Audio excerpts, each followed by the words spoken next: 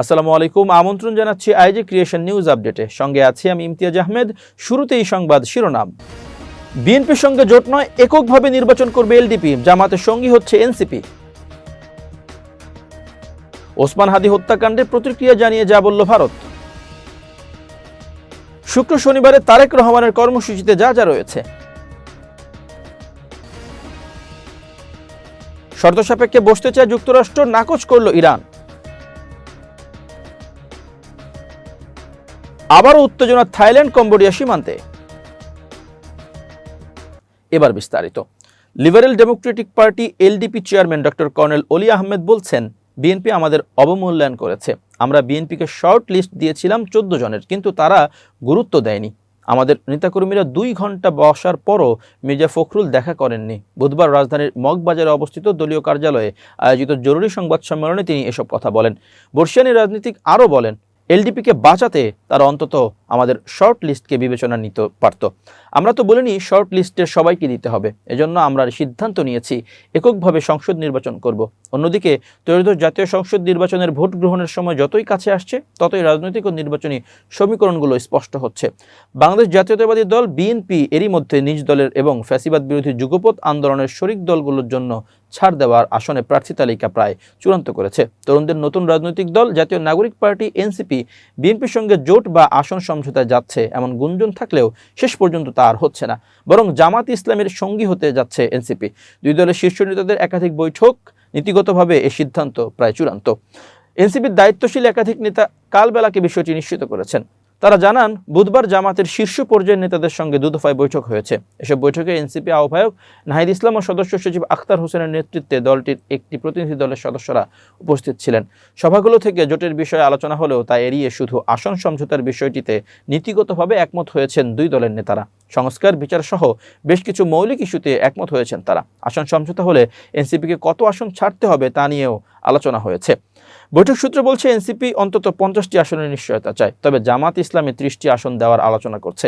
বৈঠকে আসন সমঝোতার বিষয়টি চূড়ান্ত না হলেও 30-50টি আসন এনসিপিকে ছাড়ার ইঙ্গিত পাওয়া গেছে। একই সঙ্গে এসব আসনে এনসিপির বর্তমান জোট সঙ্গী আমার বাংলাদেশ পার্টি, এবি পার্টি এবং রাষ্ট্র সংস্কার আন্দোলনও থাকতে পারে বলে জানা গেছে। এনসিপির সংশ্লিষ্ট এক নেতা কালবেলাকে বলেন, এনসিপি বিভিন্ন কৌশলে আগাচ্ছে। খুব দ্রুত জোট বা আসন সমঝোতার বিষয়টি চূড়ান্ত হবে এবং আনুষ্ঠানিক ঘোষণা আসবে। তিনি জানান, বিএনপির সঙ্গে আসন সমঝোতায় বেশি আগ্রহী ছিলেন এনসিপির অনেক নেতা, তবে বিভিন্ন সমীকরণ শেষে সেই সুযোগ আর নেই। কেননা বিএনপি এনসিপির শীর্ষ সব নেতার আসনেই প্রার্থী ঘোষণা করেছে। আপাতত আর কোনো আলোচনাও নেই দলটির সঙ্গে। সর্বশেষ জামাত ইসলামের সঙ্গেই নির্বাচনী ঐক্যে পৌঁছেছে এনসিপি। জামাত 30 থেকে 50টি আসন ছাড়তে পারে। এনসিপির শীর্ষ পর্যায়ের নেতারাও এতে একমত হয়েছেন। শেষ পর্যন্ত এটি চূড়ান্ত হলে এনসিপির ঘোষিত প্রার্থী তালিকা থেকে শীর্ষ নেতাদের 2-1 জনের আসনেরও রদবদল হতে পারে। কেউ কেউ ঢাকার আসন ছেড়ে নিজ এলাকায়ও নির্বাচন করতে পারেন। ইনকিলাব মঞ্চের মুখপাত্র জুলাই যোদ্ধা শহীদ শরীফ ওসমান হাদী হত্যাকাণ্ডের পুঙ্খানুপুঙ্খ ও বিস্তারিত তদন্তের আহ্বান জানিয়েছে ভারত। বুধবার বার্তা সংস্থা পিটিআই জানিয়েছে, মঙ্গলবার বাংলাদেশের হাইকমিশনার রিয়াজ হামিদুল্লাহকে তলব করে ভারতের পররাষ্ট্র মন্ত্রণালয় বলে এ সময় তাকে শহীদ হাদী হত্যা তদন্তের আহ্বান জানান। বিষয়টির সঙ্গে সংশ্লিষ্ট সূত্রের বরাতে পিটিআই জানিয়েছে, হাদীকে হত্যার সঙ্গে ভারতের সংশ্লিষ্টতা আছে এমন অভিযোগ ওঠায় বাংলাদেশকে এ ব্যাপারে বিস্তারিত তদন্ত করতে আহ্বান জানিয়েছে নয়াদিল্লি। দুর্বৃত্তের গুলিতে হাদী আহত হওয়ার পর ভারতের দূতাবাসের সামনে বিক্ষোভের ডাক দেওয়া হয়েছিল। তার মৃত্যুর পর বাংলাদেশে ভারত বিরোধী মনোভাব দেখা যাচ্ছে বলে উল্লেখ করেছে। এদিকে মঙ্গলবার ভারতীয় হাইকমিশনার প্রণয় ভার্মাকে তলব করে ঢাকা।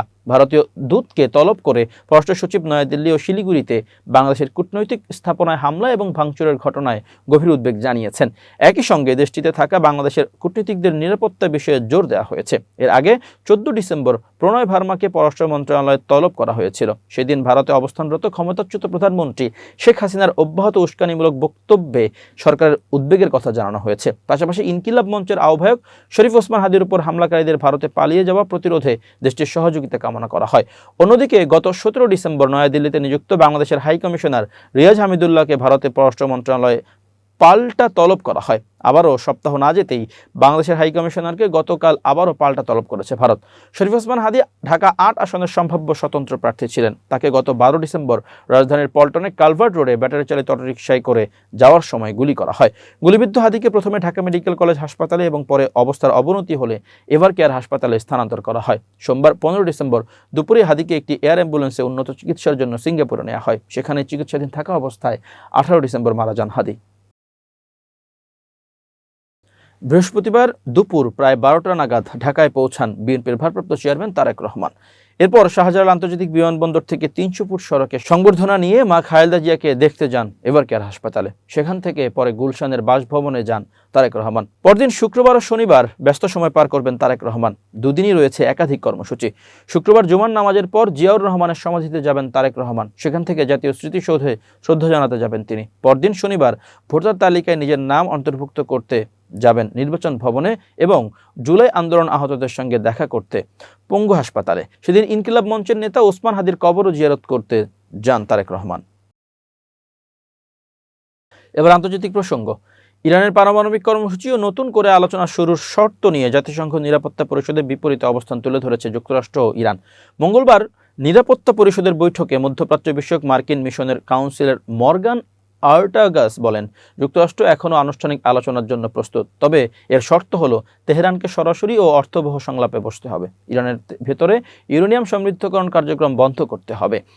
এর জবাবে ইরানের জাতিসংঘে নিযুক্ত রাষ্ট্রদূত আমির সাইদ ইরাভানি স্পষ্টভাবে যুক্তরাষ্ট্রের এই দাবি প্রত্যাখ্যান করেন। তিনি বলেন, ইরান কোনো চাপ বা ভয়ভীতির কাছে মাথা নত করবে না।